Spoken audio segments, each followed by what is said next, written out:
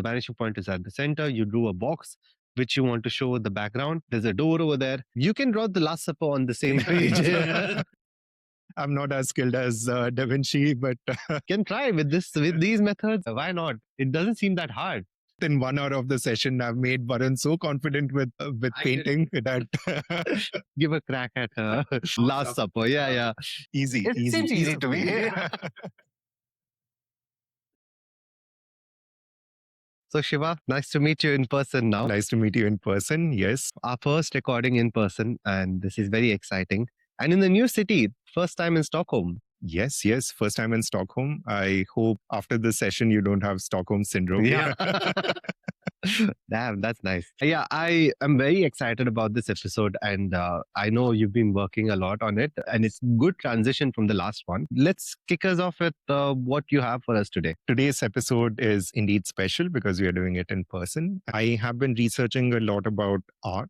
I never had a good understanding about how art evolved, especially European art styles, but I keep hearing all these phrases like Post-Impressionism, Neoclassical art, and never knew what they were or how they were. Even I don't know what it means. And I'm the best person to explain this to, because my art knowledge is nil. I really cannot understand when I look at some painting, if it's Leonardo da Vinci or it was Picasso. I just know a few names, but I don't have any idea of what did you say? Post-Impressionism? Yeah, I have no idea what is pre-Impressionism.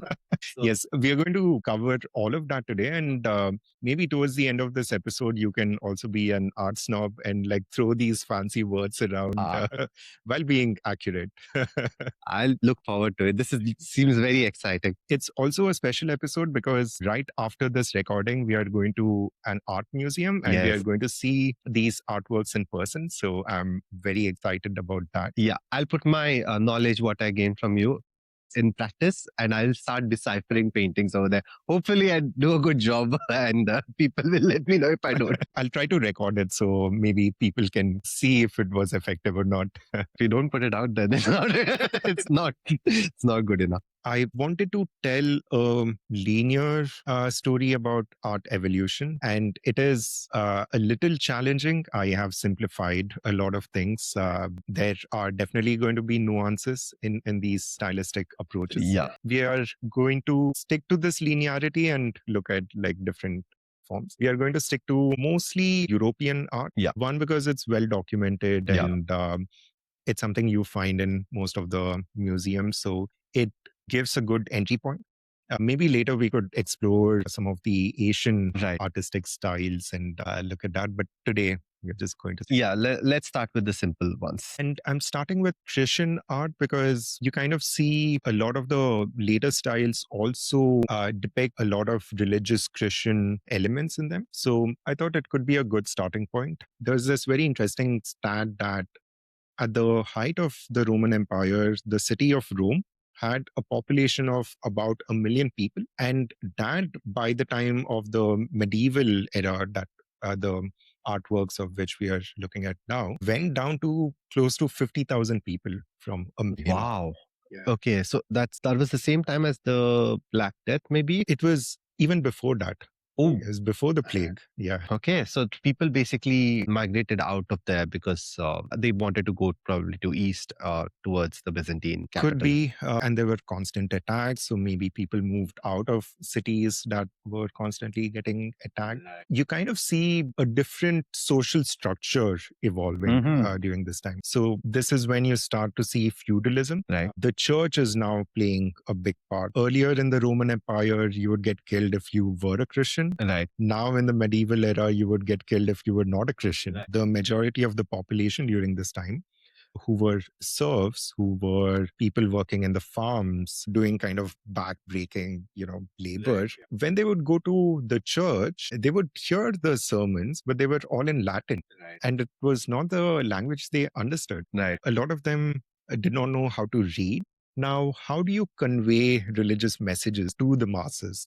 And the church incorporated paintings, artwork to do this. You kind of also see the aura that they want to create with some of this. there's a lot of gold. There is this mythical element to it that it's like otherworldly. Right. So you see a lot of gold incorporated into this. And now this is going to be the first painting that we look at. Okay. You started to see a lot of these two-dimensional paintings on wood during the medieval era. In this example, you see Madonna and the Child. And in Europe, any museum you go to, you will definitely see a Madonna and a child painting. Right. It's one of these classical depictions of Mary and Jesus when he was still young. If you look at some of the elements, right? Now it is tempera on wood. So tempera is the paint pigment. Okay. Guess what it is made of? The paint pigment? Yeah. Okay. Oil? Good guess. So oil comes later. Okay. Now, for a lot of the early paint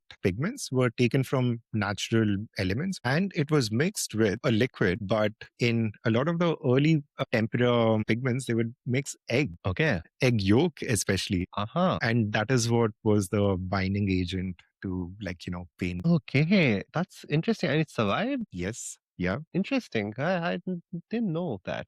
Yeah. Now, if you also notice these cracks, probably exactly where the wood was attached, the wood panels. I see. Yeah. If you look at the gold elements in this, right, it was actual gold leaf that was stuck to it. I see. Yeah. Okay. That adds value to the painting. The gold perhaps was the most expensive element in this. Can you guess what the second most expensive element in? Actually, I know this one. I think the color blue. Yes, you're right. They got it from this element called lapis lazuli. They got it mostly from Afghanistan. Right. Yeah, I remember reading about that. So they basically said there was no naturally occurring blue pigment apart from this obscure rock or butterfly, butterfly wings. Yeah. And they couldn't obviously extract butterfly wing colors. They were just trying to figure out how blue pigment was made. Right. Yeah. You can guess like how grand it must have looked during that time. Right. And that's like, it's a lot of blue paint for this one. Yeah. And gold, of course. This looks like a battered down random painting, but with that context, it seems, oh, this is magnificent. Right. True. And also imagine the setting that this would be in. It would be in a church and you would look at it surrounded by candlelight. Right. Imagine the glow it would have, in that surrounding with the candles would have been quite awe-inspiring. And that is what I think the churches were going for during that time. Whenever you look at these early medieval paintings, look at what a medium it was painted on. It would mostly be a tempera on wood. Right. And you would see a lot of gold. The pictures were there to just convey the idea. They were not realistic. I don't think any of the artists were trying to even make it realistic. Right. Exactly. When I look at the painting, I would be like, okay, no offense to anyone, but doesn't look like a human, doesn't look like a God even, or God's mother. It just looks, a badly drawn face and a figure. Right. But yes, with context, it does provide that, some insight into why this was so awe-inspiring. The materials, the lack of awareness among people, it puts a lot of perspective. Yeah. It is just to represent iconography, not realism. Right. During this time. And also you will notice a lot of halos during this time. Right. So if you notice, there is a subtle halo around Mary's head and there's one against that of Christ. Now you will see a halo on almost every saint, every religious figure during this time. How do you differentiate who Jesus Christ is? So Jesus Christ always has a halo with a cross on it. Yeah. So if you notice on this, it's like a very subtle marking of a cross. I think it's a bit dull as well. I can see the cross. Yeah, that's true. But I can show it on this. Yeah, this very is evident. Yeah. Yeah, that's a trick. If you want to find Jesus in a painting, just look for a halo with a cross. That's something I learned. Let's move on to another painting in this form, and you start to see a slight evolution in the technique. I'm going to apply the things I learned. Yes. I can see the cross on the halo. Right. So that's Jesus. Right. Yeah. And if you see on all these angels also, they have halos, but no cross. Yeah. And What is something different that you notice? Let's see. There are angels here. The blue is still there. And if you notice, this is also tempera on wood, and you can kind of see the wood panels Right, here. yeah. One additional thing is you see a throne that Mary is sitting on. Now, the throne adds to the depth of the painting. I see. It kind of makes you feel like she's sitting on the throne, and with the angle, it looks like some of the parts, for instance, this angel is sort of behind the chair versus this angel is in front of the chair because of the positioning. Right. Right, like with her feet in front of the chair. Exactly. And, Yeah. the one here in the back. You start to see some depth being added later on. It's the perspective. You tend to see a lot of these elements being added and being improved upon and evolving during this time. This is Duccio's painting. Now, let's go to one of the most famous painters from this time. And now we go to Giotto, who is very popular during this time, and especially this painting of his. Now, you still see the gold background here. Right. The blue. Yeah. But you see more depth here. You can clearly see some of the saints and the angels in background. the back. You see some pattern with the clothing, makes it like a bit deeper. The legs also seem like they're forward, Right. as opposed to the previous one. I'll show you one more detail in this, which I found interesting. If you see how these gold sheets were added, you see some marks here. You can clearly see that they were like, squares of gold foil that were beaten on top. Right. And you see like a clear pattern there. So if you see, some of these medieval paintings with gold, look for these marks and, the wearing and tearing that happens. Giotto was revolutionary for his time. Okay. This is from 1300s. Now, just before he painted this painting, he also made a fresco, which was very popular. This is from one of the scenes in the Bible. I think this is called Lamentation. This is when Jesus is just taken off the cross, and it is Mary seeing him, the first time when he dies. You see so much emotion here. You see how Giotto has tried to move all the focus on the emotion between Mary and Jesus here. Can you, just looking at the image, guess who Mary is in the painting? The one, wait, one who is very close to him, which of course should be the blue. The one in blue. Yeah, of course, the one in blue. Yeah. Right. Yeah. You know how Giotto tries to draw your attention to that? If you think about it, the focal point of this painting is not the center, because the center, let's say, is somewhere here. Right. And there's nothing much happening in the center. This guy is peeping at the center. Yeah. But everything in the painting is trying to make you look here. Right. If you see this diagonal slope, it points towards this. If you look at everybody's face, everyone is turning towards this. So it makes you look at this, main point of the painting.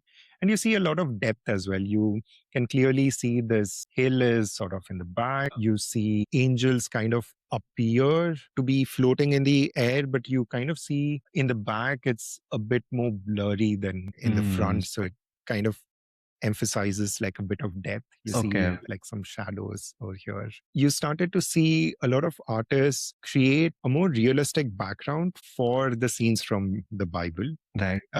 And it was no longer otherworldly, like just gold background. There are still halos, but when you are at this fresco looking at it, you would kind of feel like you are also part of the scene. Right. It does not separate you from this. Okay.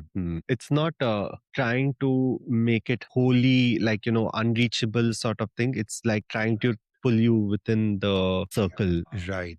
Yeah. And from this point of time, you start to see paintings almost as a window to like another dimension. So like with a window, you still see depth. Right. It's not static. So you start to see that happening. Now, we were mostly focused here with the southern regions of Europe, mostly Italy, where Giotto is from. Now let's go to the north. They had a similar evolution, but you started to see the popularization of oil paints. I see. this is Jan van Eyck's painting that he did with his brother. Now, this was commissioned to be an altered piece, and you start to see oil paints being used in this, and you can clearly see the distinction between tempera and oil now. It's more glossy, it's more shiny. You can more realistically depict a lot of the scenes. The biggest thing that stands out to me is the depth of everything. Even the smaller bits of it, like a hand being behind or the hair being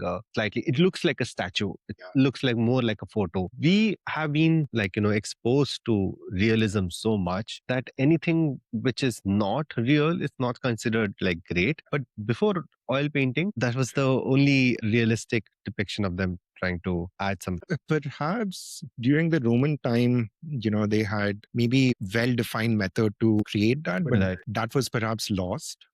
So we also don't know if there were standardized ways of doing that. And we'll come to that when we talk about Renaissance and the neoclassical era. Okay. One advantage oil paints gave to painters is that oil, as you know, dries slower than tempera. Oil, because it dries slower, it gives you more time to mend things, to alter things.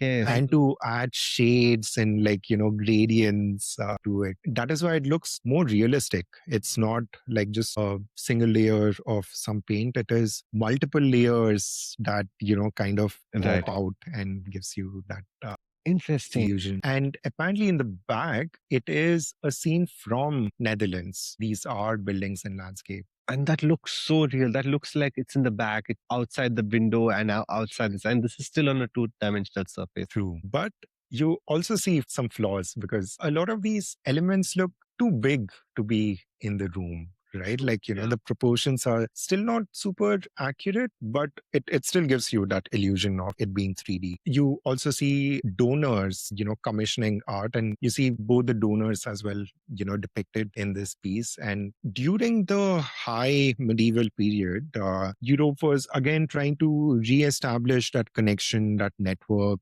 that was lost after the Roman Empire. And you have a lot of merchants rising up. And if you look at a lot of the cities where these artworks evolved from, they are either Florence, Venice, Rome, in the Netherlands, in Antwerp, all these places that were a hub for trade. That is where merchants made a lot of money, and that is how they started spending it, investing it in art. Right. Yeah. So the richer the cities were, the more art spent was being done and the more development happened in those regions. Yeah.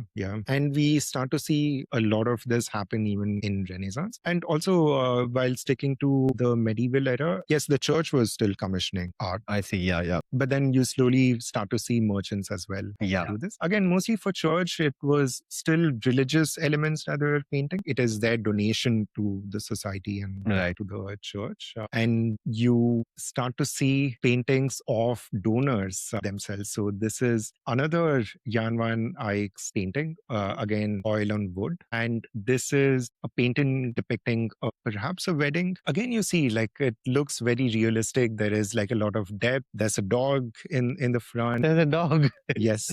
A dog being painted. Yeah. Cool. Oil paints can, help you depict scenes so realistically that one of the elements in this painting, which is this mirror, actually has the painter depicted in it. So if you look at it, Jan van Eyck painted himself looking at the scene. So you see this sort of inception level, creativity come into painting. And also so accurately done. You see how the shape of this mirror, how things were being depicted. Very beautiful. And this certainly inspired artists in the South. Slowly, oil paints also started to become popularized in the South as well. Along with this, even perspective started to play a big role. I see. Yeah. Okay. Yes. It's all about perspective. Yes. When North gave oil paints, to this evolution, the Southern artists gave perspective. So by perspective, I mean, how do you systematically make a painting look deeper, look more realistic? And how do you always replicate it mathematically or geometrically? It's basically a standardized way of doing that where you can't go wrong if you follow these principles. So one of the people who developed the perspective system was Brunelleschi. When you look at parallel lines, mathematically, we know that if two lines are parallel, they will never meet. Right. Or they meet at infinity. Right. Right. When you look at, let's say, a parallel train track and you're looking at it, go forward, it kind of creates an illusion that they are meeting somewhere at a point. In Brunelleschi's system of perspectives, he used something called a vanishing point as a point where a lot of these parallel lines would meet. Right. And if you have all the elements in your image pushing towards the same vanishing point, it gives you this illusion of depth. Ah, I see. Later on, somebody called Alberti created a whole system of depicting this on a 2D surface and popularized it. But both these people give you the mathematical system to recreate this. Now, I can give you an example. Let's say this is our painting surface, and I'll just say the midpoint of the painting is my vanishing point. I would just call it VP. Now, if you draw orthogonal lines from this vanishing point, you could add all your elements within this so that it looks like it gives you a sense of perspective. Now, I'll give you an example. Let's say we are painting this room. How do we use this method to paint a room? I have my orthogonal lines. Now I will draw a rectangle depicting the end of the room. Now, if I have to draw a door here, I'll just create like a long door. Now, if I draw, lines from my vanishing point to all the borders, it kind of gives me these edges of the ceiling. Now, let's say I have to draw windows on like the side walls. I would just draw other orthogonal lines here, and I can draw my window accurately looking like, it is. Yeah, I see. Now, if you had to put a table or like a person in the image, now, depending on where they are, you could size them accordingly, make them smaller or bigger according to this. Depending on the vanishing line, how big the vanishing line is, how close it is to the vanishing point, or if it's away from the vanishing point, it'll be bigger. Right. Alberti also gave a technical way to depict tiles in a three-dimensional, like kind of receding fashion. So the way he did this was, he would take a point outside the painting. Let's say I'll take it in the same line as this. By the way, this is called the horizon line. We'll come back to this later. Now, if I take a point here and draw lines connecting each of my orthogonals, now it has given me this sort of like starting point on the floor. If I just connect these lines, make it parallel, you see the width of it kind of reduces as you go along, and it gives you a 3D effect. Right. True. Yeah. And so you can make the floor in that way. Yeah. Closer it is, the bigger the tiles and the. Right. And the vanishing point can be anywhere in the room. So if you change the vanishing point not to the center but to the corner, then your perspective is that you will be seeing from an angle than from the center of the room. That's very interesting. Now, this system that I showed is called a 1-point perspective, and you have 2-point, 3-point perspective. So it like complicates. Let's not talk about that. But then now it gives you a foolproof way to make something look deeper. True. Yeah. So basically you're making art like, a science so that people can reproduce it by just learning the theory and trying to do this. So that's why you get more artists. Right. Absolutely. Yeah. The power of mathematics and geometry. Right. Yeah. So this is basically mathematics that you can see. Yes. True. Yes. Nice. This was, you said, was created by Brunelleschi and Alberti. Brunelleschi and Alberti, the Pythagoras equivalent to painters. Yeah. They need to be more famous, man. This is absolutely really mind-blowing stuff. Yeah, true. And if you look at artwork from, after this point, during this era, you will see like depth being explored like crazy, everybody doing, Right. like paintings with depth. And now if you look at Oh, this wow. painting, you see like the floor is being laid out, you see a vanishing point, you see a horizon line, Exactly. you see everything painted so well. Yeah. And the people in front are obviously bigger in size. And I think they are proportionally bigger than the people in the back. Right. Because there are some people way in the back and they are tiny. Right. And they're proportionally tiny to the people in the middle and people in the front. Right. So you don't get the distortion of physics of what we perceive. And this is amazing. Yeah. Another thing, if you notice in this, there are saints. There's Jesus, and I think this is Saint Peter that he is handing over the key to. It's also a very common symbol you see everywhere. There are no halos. Yes, true. Yeah. So they have moved away from making it divine to making it more people are like they're part of the circle. They're part of that group with Jesus. Yeah. It also gives you that inclusive, view to it. And another classic example of perspective is the Last Supper. And I can look at it very differently now. right? If you look at all the windows, everything is converging. If you look at the ceiling, all the lines are converging to a point. The vanishing point is just behind Jesus. Yes. And everything is going towards that to give depth. Yeah. And there is a table in front. Everybody is sitting together. I think there are more technical details which I'm not privy to, which is being at play here. But the one small thing which you just taught me is so clearly evident. Now I can see it. Yeah. Also, with perspective, the vanishing point is the point that the artist wants to draw your attention to. So all the lines lead you to look at Jesus. It's a very interesting technique to make you look at one thing. It's like almost underlining, a sentence. Right. Yeah. This, as you guessed, is a fresco. It's painted on a wall by Leonardo. Yes, I've seen this as well. Nice. I never even paid attention to the doors on the side, the windows in the background, and the ceiling tiles. I've never paid attention. I've seen this painting like a lot of times when I read Da Vinci Code as well. People were just staring at the painting and to see the hand on Mary Magdalene and stuff like that. I know I've seen that painting so many times. Right. But still, the only thing is, I never paid attention to the vanishing point because I did not know about it. But I never paid attention that everything is becoming smaller on the sides, which is creating this effect. So it's almost invisible.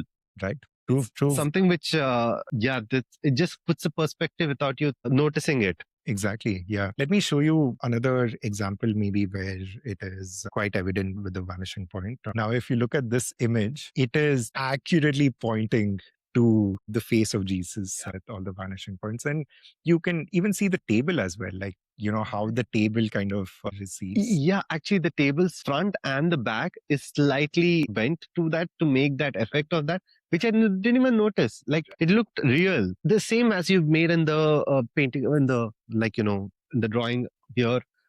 You basically drew a box which is in the middle, which is focusing on the vanishing point. Like basically, this is the room you want to focus on. The vanishing point is at the center. You drew a box which you want to show the background. There's a door over there. You can draw the Last Supper on the same page. I'm not as skilled as Da Vinci, but but you can try with these methods. Why not? It doesn't seem that hard. I mean, you need practice, of course. Yes. As I mentioned in the music, this as well. You can learn the theory and practice a little bit and do it. This is really interesting, man. Right. See, viewers, within 1 hour of the session, I've made Varun so confident with painting that. Let me try. Let me give a crack at Last Supper. Yeah. Easy. It seems easy to me. Nice. No, I'm glad.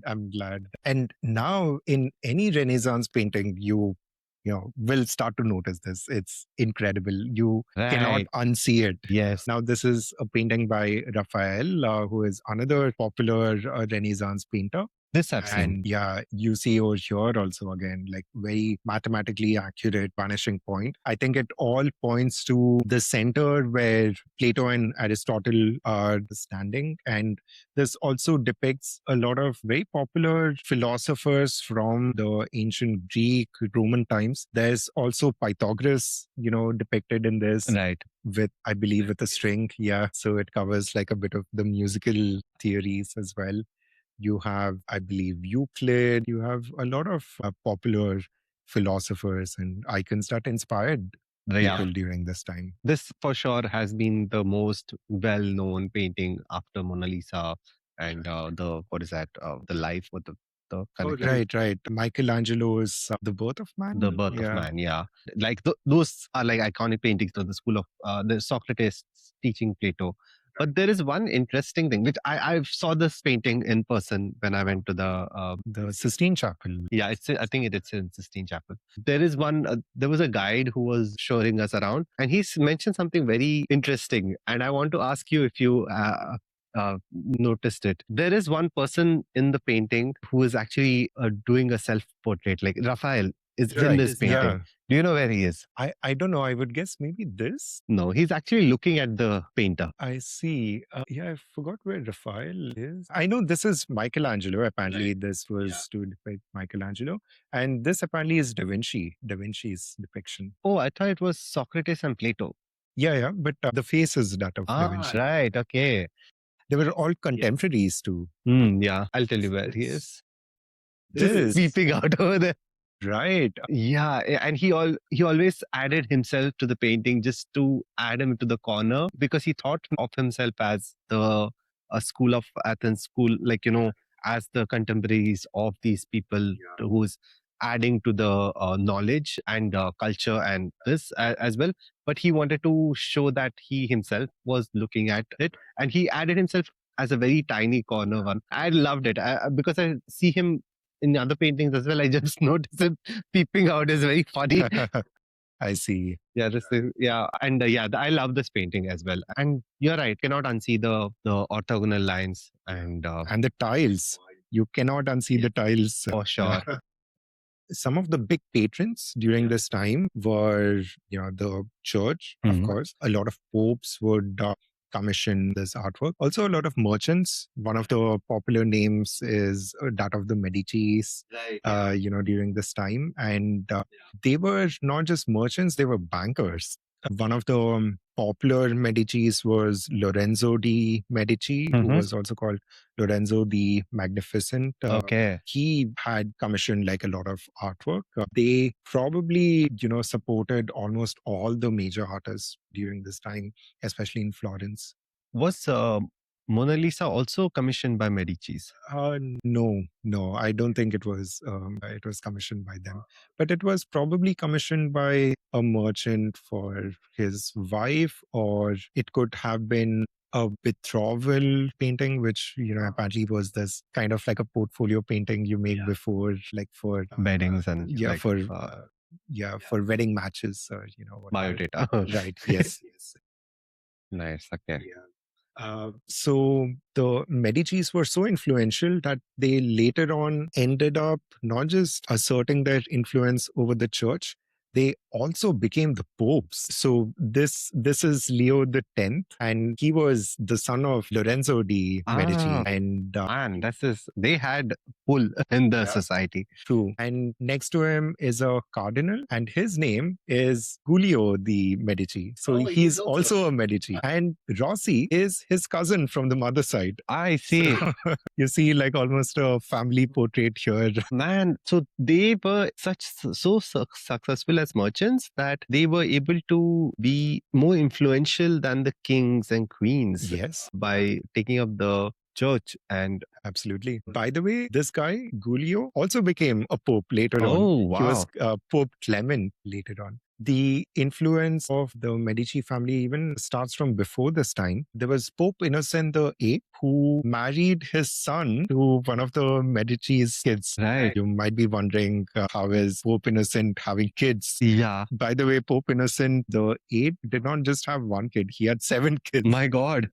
So were they allowed to be married back then, or? I think this was before he joined the clergy, but I see. Okay, loophole. Yeah. Last episode I mentioned about Pope not giving divorce to lists, but they are like having sons and all, and becoming Pope and getting them married to Medici family. yeah, very interesting connections over there. But it was during Pope Leo X's time when the Protestant Reformation also happened. Right. So this was during the time of Martin Luther. You know, that also brings into perspective, right? Like, because we always thought, yeah, there is like a lot of extravagant, like, you know, the Sistine Chapel was built, Basilica was built, like the biggest basilica in the world. It was so grand when people were actually struggling, and there was a monopoly on the religion by these people. They obviously saw the influence of an external family of merchants hijacking this, which obviously creates some sort of protest. Right. Now, the Protestant Reformation had two effects on art. One in Northern Europe, where a lot of countries were adopting Protestant mindset. The artists started to see their contracts or work reduced because people were not commissioning religious art, Right. which was what a lot of artists were doing back then. And you kind of see a different form of art evolving in the northern side where the Protestant Reformation has happened. In the south, however, the Counter-Reformation happens where there is now a more push towards Catholic beliefs and way of thinking. One of the painters who starts this revolution and kind of depicts Counter-Reformation ideology was Caravaggio, another Italian painter. And this kicks off the Baroque style of painting. Right. If you looked at any Renaissance painting, right, everyone is still very stoic, you know, very balanced. Right. Then the Baroque style comes where everything is like emotional, everything is emotionally charged, and everything is dynamic. You know, like the hands are flying, the emotions are bubbling up in the image. It's a frame mid like conversation. Yes. They're capturing the conversation so that you can just take it from where it was. Yeah, this play on contrast, which is done very well. The Italian term for this is chiaroscuro. It's basically the difference between light and dark. True, there is like a lot of darkness in this, and there is like play with light, like the light perspective comes from the right side. Yeah. And in this image, it is Jesus calling Saint Matthew to join his cause. And you see the depiction of Jesus here. There is a small halo on top of Jesus. He's pointing towards Matthew and kind of calling for him. And you kind of see, again, with the composition, everything kind of pointing towards St. Matthew. And you see the play on the light and dark in this, so beautifully done. Caravaggio is like a great painter during this time, and you see all his paintings being like so emotionally charged. So now the paintings go from just being a window to something where, you know, someone is like stoically standing and like doing their own thing, to now it pulling you, it like, you know, is drawing your attention to that, which is what Counter-Reformation wanted. Right. Okay. I did not expect this to be about Jesus, to be honest. Right? Yeah. It's so modern. Like a lot of Jesus paintings and stuff like that are him in robes, and the people around him are wearing very medieval clothing. This is more, I don't know what they're wearing exactly, but it seems like a post-Renaissance clothing. Right. It doesn't seem like 2000 year ago clothing, right? If you look at it, it's all real people that he's depicting. He would have common people as his models to depict these paintings. And there's like a sense of reality in this. This is similar to what we would have if we want to present religion to younger generation to appeal to them. They will make them like, you know, Jesus say yo or something like that. Right. Things like that, just so it can connect to those people. So even the younger generation, they were like looking at these new paintings and being more appealed by it. And they look at the older one, and the gold and blue doesn't attract them anymore. So they need to bring it to the newer style.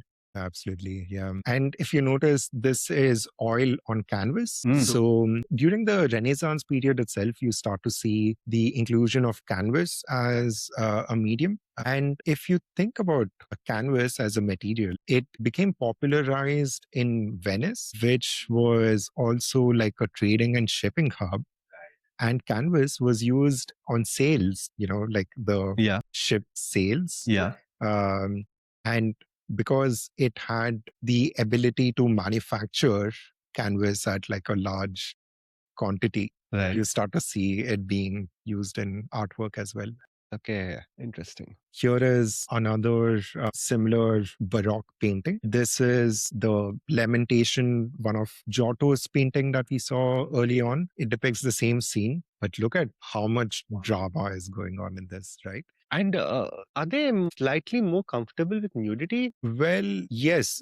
During the Renaissance, you have some nudity being depicted again confidently, because in the medieval period, you don't see any nudity at all, except for maybe Adam and Eve, because that is part of the story. But later on, yes. And it was almost after 1,000 years, like from Rome to the Renaissance period, that you start to see nudity again. Right. And yeah, so this is, of course, Baroque. As you mentioned, mid motion, everything is being captured. This also must have been some painters, like some actors who are just posing for it to build a scene. True, true. And this is the improvement from the previous one. I mean, that was so great for its time. True. But this also has, and again, the same style of having darkness and the light being projected from an angle to give shades. Yeah, the light and dark is like so beautifully represented. This is the Spanish Royal Court's official painter, Velázquez. Can you guess what the painting is about? Okay, the focus is that little girl. Everybody is looking at that. So she must be the princess. Right? Yeah, good guess. Yeah. It's a princess with her help, her maid, and all this thing, and her and the painter as well. Mentioned it. It's a self-portrait. Yes. Yeah. Now, if you see, like, it's very dramatic. I mean, it is a portrait of the princess. This is the Habsburg Empire during this time, who were like quite unlucky with their offsprings. And I think this was after a very long time that they had like a promising offspring. Right. Perhaps at least somebody who does not look similar to yours. Just to give context to our viewers who might not be aware of Habsburg, they were infamous for Inbreeding. inbreeding and, yeah, and having very like atrocious offspring, which you call unlucky. But Yeah. it's not really All with the same chin, same facial features. As you mentioned, Velázquez himself is in the painting. right. But two other people who are also in the painting are in this mirror, the king and queen themselves, I see. looking at their. I thought that was another painting in the listing. It's a mirror where the parents are looking at their kid, and it's so beautifully portrayed. It's so quintessentially Baroque with its light and dark, with its play on emotions. After Baroque, we start to see a more frilly style of painting, which is the style of Rococo. Rococo art usually depicts people who are well off doing things that they enjoy. It has dancing, it has lust, it has a lot of laughter, it's just overwhelming good things, And King Louis XIV was the emperor of France during this time. And when he constructed his palace in Versailles, it was built in like a Baroque and Rococo style. Right. And then when you see paintings of Marie Antoinette, Right. you see a quintessential Rococo style. And one of the elements in Rococo style paintings is the pink cheeks. A lot of pink being used, a lot of flowers, being used in it. And this one is a classic example of Rococo style painting. This is a couple, spending their time in the garden. There's this lady on the swing. She's like midair, just throwing off her shoes, in the air, while her partner sits down admiring. There is perhaps a house help, assisting. but he's in the shadow. But this is pure enjoyment being depicted. And you see again the rosy cheeks. Right. It's interesting. I've noticed until now, until Rococo, most of the people, it was very religious, but most of the centerpiece were men. And in Rococo and Baroque, women started becoming a little more center this thing because of they're trying to amplify beauty and trying to make them more focused. Yeah. Yeah, no, that's a good point. Yeah. I can't articulate what it is. Right. But Just the this style is Rococo then. But it is very different from the Louis XIV painting. Right. That is also Rococo though. I believe this would be Baroque. Right, yeah. But the paintings within the Palace of Versailles are very Rococo. Right. I've been to Versailles as well. I've seen the paintings there. I had no idea what it was. But yeah, the Marie Antoinette painting is definitely Rococo. I can make that out. Yeah. Now I understand what you mean. Yeah. I think the style of what it is, of how the brush is like patted, I think many times for you to make it seem that way. Yes. Yeah, I think that's okay. Yeah. That's Rococo style. Yeah. And now, since I've hinted Marie Antoinette, can you guess what happens next? Well, off with their heads. I know there's a lot of chopping of heads. Yeah, that happens. And I think the masses were sick and tired of the frilly appearance and, like let them eat cake, kind of mindset. Then came the French Revolution. If you look at this age, this was the age of enlightenment. Right. This is when you had industrial revolution happening. During this time, there was something called the Grand Tour that was happening. So apparently, a lot of places like Pompeii were excavated, and you start to have a lot of artists from across the wider European region travel to Italy, to these different states and learn from there. It's an educational tour, and it like inspires them. And when they come back, they start to draw and paint things inspired by the classical style. And this is where neoclassical style of paintings emerge. Right. It starts sort of just before the French Revolution. So this is Jacques-Louis David, who painted a lot of post-French Revolution like paintings with Napoleon. But prior to that, you kind of see his inspiration from the classical style. You see a stark difference from Rococo. Now, this is almost supposed to be awe-inspiring. It is supposed to teach you, a lesson from classical literature. Can you give me, like, if I'm looking at a painting, now this one, for example, how do I not like mistake it for classical? How is this neoclassical? Right. So one, we don't have a lot of classical paintings. Okay.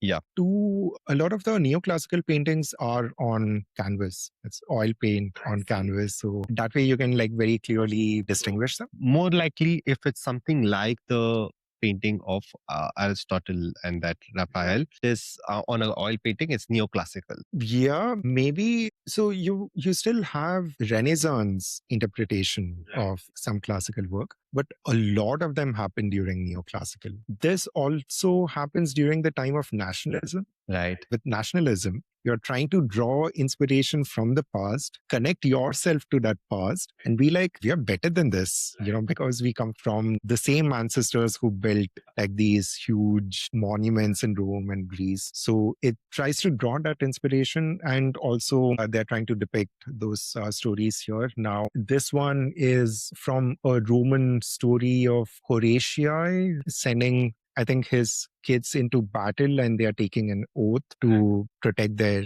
region and their family and their loved ones. Now, this shows, sacrifice. It shows like unity coming together to fight like a common cause. This painting, you also might be familiar with this, the Death of Socrates. Yeah, the famous one. Yeah. And this is also a neoclassical painting. Yeah. Also, Jacques-Louis David painting this. It's supposed to inspire you, bring you together. This is people bringing back Brutus' sons' bodies after he himself agreed to punish them for conspiring to overthrow the Roman status quo. And this shows sacrifice. You are sacrificing your own well-being and family to protect your nation. David's paintings are out of the world. They are very beautiful. And he also becomes the first painter when Napoleon comes into power. This is him again depicting Napoleon Crossing the Alps. crossing the Alps. Yeah. Yeah, this is a very famous painting, of course. Yeah. And he also paints the coronation of Napoleon. And yeah, this is the most famous one because it's not the Charlemagne making Pope giving the power to the king, and The king himself is giving power to his wife. Yeah. to himself. To himself. And also in this painting, he is putting the crown on his wife. Right. And it's not the Pope. Right. Yes. Pope is there at the background. Yeah. Pope is just, sitting there giving his blessing. The person in charge clearly in this painting is Napoleon. Right. Yeah. So basically, after the French Revolution with Napoleon, when he tried to conquer the rest of Europe, it added a lot of violence into the equation. During this time, there was a new style called the Romantic style of painting that emerged. If neoclassical style again went back to that stoic depiction of how things were, Romantic was the emotional depiction of things, just like in music. Exactly. When you said Rococo and you were telling it's an expression of your emotions and thing, I was thinking of Romantic. And I was thinking it maybe Rococo was the painting version of Romantic. But there is actually a Romantic period as well here. Right. Interesting. I wonder if it also coincides with the musical Romantic period, but perhaps because there's also 1800s, literature right? as well. Yes. Yes, it does. Perfect. Okay. The very first example here, this is the Spanish painter Goya, who paints this scene of a massacre that the French army does in Spain. This is the scene of an execution where somebody is about to be shot to death. Right. And you see the final kind of fleeting expression from the subject. Kind of see all the French soldiers almost faceless, like you can't really see their face. And Right. you see the horror in this image. Right. It is a very romantic style of depiction. Now, again, like Baroque, you have this dramatic expressions and body movements. This is the raft of Medusa that got lost in the ocean. And this is the people on the raft kind of calling for help. And they perhaps see a boat or a ship in the distance and they try to call for it. This was based on a real incident. So a lot of people on this boat apparently started eating each other's flesh because there was no food. And, it's that painting of survival. Another thing that romantic art does is put humans against nature. It shows how powerful nature is in comparison to humans. And you see that in a lot of later paintings. Just on the other one, this reminds me like the same thing before looking at it. This reminds me the background, the sea, the way the boat is of the painting of Washington crossing the Delaware. Right. Yes. Yeah. It's around the same era as well, like 1800s, romantic. So it's also portraying the nationalism with romantic style. True. Yeah. And because it is about nationalism, there are a lot of landscape paintings during this time that depicts the beauty of different countries. And if you think about it, at least with Italy and Germany, the idea of Germany was formed before the country of Germany, and you kind of see that depicted in a lot of paintings. Yeah. During this time, you start to see formalization of these different styles of depiction. And there is an academy in France that standardizes and promotes these different styles. And they have a ranking, a hierarchy of what is a good painting and what is not. I see. They rank history paintings, like we see in the neoclassical style, to be at the topmost of the list. Then you get portrait paintings and then genre paintings. Genre paintings is everyday life where you depict common people. which was done in the Romantic era quite a lot. Mm-hmm. And towards the end comes landscape paintings, animal paintings, and still paintings. Okay. And a lot of artists during this time were kind of offended by this. Like, why is this academy setting a hierarchy? Right. Like, I mean, it is art. Like, Exactly. how do you say a common man's painting is lesser than like a monarch's portrait? 100%. Yeah, well, that's a very offensive thing to do. But is it still considered, this hierarchy is still considered among the intellectuals? No, not now, but there was a lot of conflict between the academy and the artists during this time in France. Yeah. Establishment versus the common folk. Yeah. Right. And this was the time when Monet comes into the scene. So Monet makes this painting of a sunrise, and somebody writes an article about it. It's an art critic who talks about it and makes this remark that it's a exhibition of impressionists. Right. What does it mean? It is supposed to offend the artist, but they kind of embrace this name and they use the terminology of impressionists or impressionism as the artistic style, where the painting is more about the light than the object. I can give you an example of one of Monet's paintings he made in late 1800s. He was staying at this hotel very close to a cathedral, and he would paint the cathedral based on how the light fell on it. I see. So now this was the cathedral during sunlight. Now this is during sunset. Yeah. And it's the same cathedral during morning light. So he's here not depicting the object itself, but how the light interacts with the object. The Impressionist style of painting, it is not about structure, not about composition. It is just following the light. If you see something with a certain color, you just depict that. You're not sketching, you're not, building this layers of paint. You are just depicting quickly what you see. Right. And this was the time when Monet encouraged like a lot of artists to get out of their studios into reality, put up your canvas like on the streets and start painting. That's why, oh wow, that's actually, we see during this time itself a lot of people carrying around their paint outside and drawing landscape or drawing anything what they sit out in the open lands in the room. Yeah.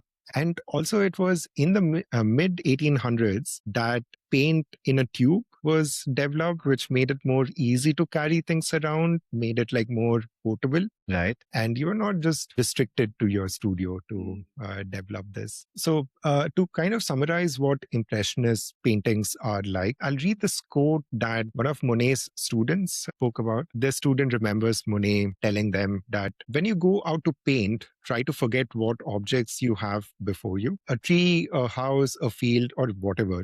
Merely think, here is a little square of blue, here is an oblong of pink, here is a streak of yellow, and paint it just as it looks to you, the exact color and shape until it gives you your own naive impression of the scene before you.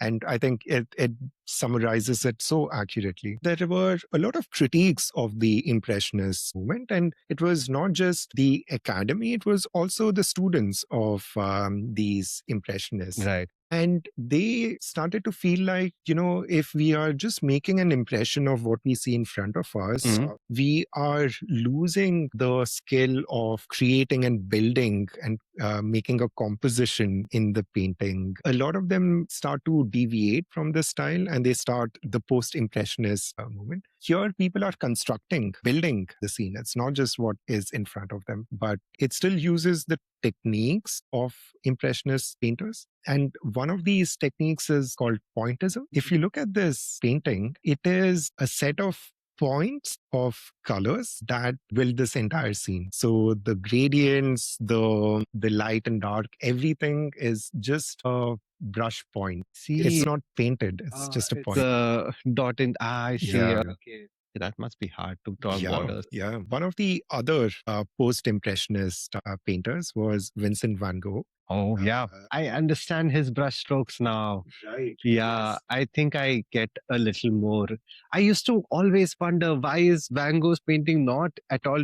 They are not realistic, but I think the perspective is that it's impression of what he sees, and the pointism what he uses and things like that. Van Gogh does not use points, but he uses like a certain kind of stroke Strokes.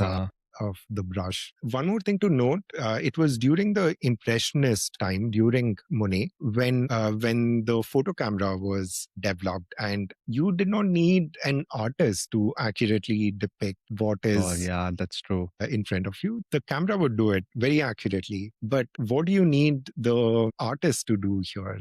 You want the artist to add their own flavor, their own interpretation, their own impression of what's in front of them. It is not about accurately depicting an object, it is your interpretation of the object.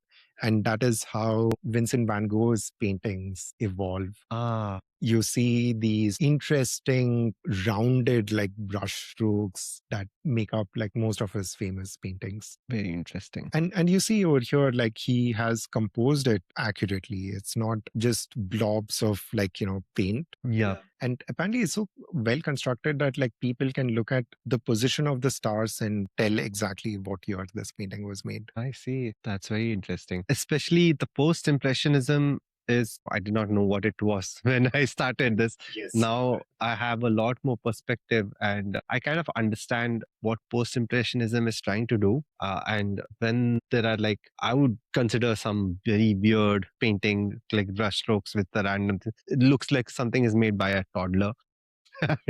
But this was well curated. They put a lot of thought into it, and it's their impression of what they were trying to do. And yeah, this is really cool. Yeah. And you see another pattern here with Cézanne. You see blobs of paint, but like it still makes this like entire landscape using those Right. I brush think strokes. over here, impressionism comes a little more on the techniques of painting than the picture itself. It becomes a little more limited to people who have the knowledge of what the techniques are and what it is, than people who would just like to look at it and interpret stuff. So when I look at this painting, I know that this is like, Matterhorn or something. It's Switzerland, or maybe, or if it's another mountain or something, which is, there is a village, there are green fields and stuff like that. But I wouldn't really appreciate that this was done with such strokes. I would look at it and I'd be like, okay, somebody did this, things like that, right? But also, this is interesting to know through the history that this was built through the community who wanted to be anti-establishment, and they themselves have become a sort of an establishment of like guarding their Yeah, maybe perhaps paintings yeah. to themselves. But then when you are looking at an impressionist painting or a post-impressionist painting, what do you pay attention to, right? Like in that, look at how the colors are applied. It's not like a flat surface. You have kind of layers of colors being like, put on top of it. So it looks like a bit rough on the surface. Pay attention to like those layers of paint and how it kind of makes you feel.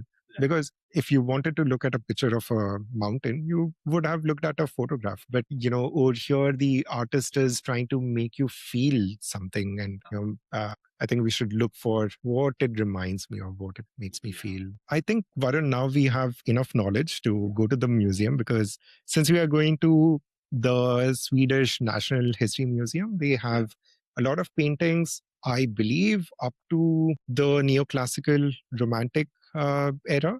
So I think we have enough knowledge now.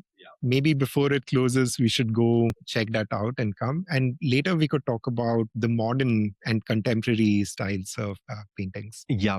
Let's visit the museum. I would like to apply my knowledge a little more places, especially the point, like what is the horizon point? What is that called? The vision point, vanishing point. I want to identify what are the different vanishing points. I want to identify a few classical or Baroque or even Rococo paintings, which are what I think I'll do a better job now. And I'll be able to appreciate painting a little more with this context. Nice. I'm super excited. I think it'll be a good field study to do. Yeah, definitely. And thanks a lot for this. I really enjoyed the knowledge, the presentation, the paintings you picked. I think you picked a very, very linear way of what the progression was of the style. Right. Yeah. Yes, I try to simplify it as much as I could, but there are a lot of nuances to this. There are perhaps few styles that I did not include for a reason, but this at least gives you a framework to look at most of the paintings that like kind of belong to this category. Right. And if it is in between, kind of artistic style, you would still be able to understand the lineage. You could be like, oh, this is like a Baroque, style or Baroque inspiration For in sure, the yeah. style. You kind of also see a lot of ups and downs in these styles. One ends up being very stoic, and the very next is like very emotionally charged. Right. And you could try and notice like a lot of these elements now when we go for the field study. For sure. It obviously isn't that each style was limited to a time period, right?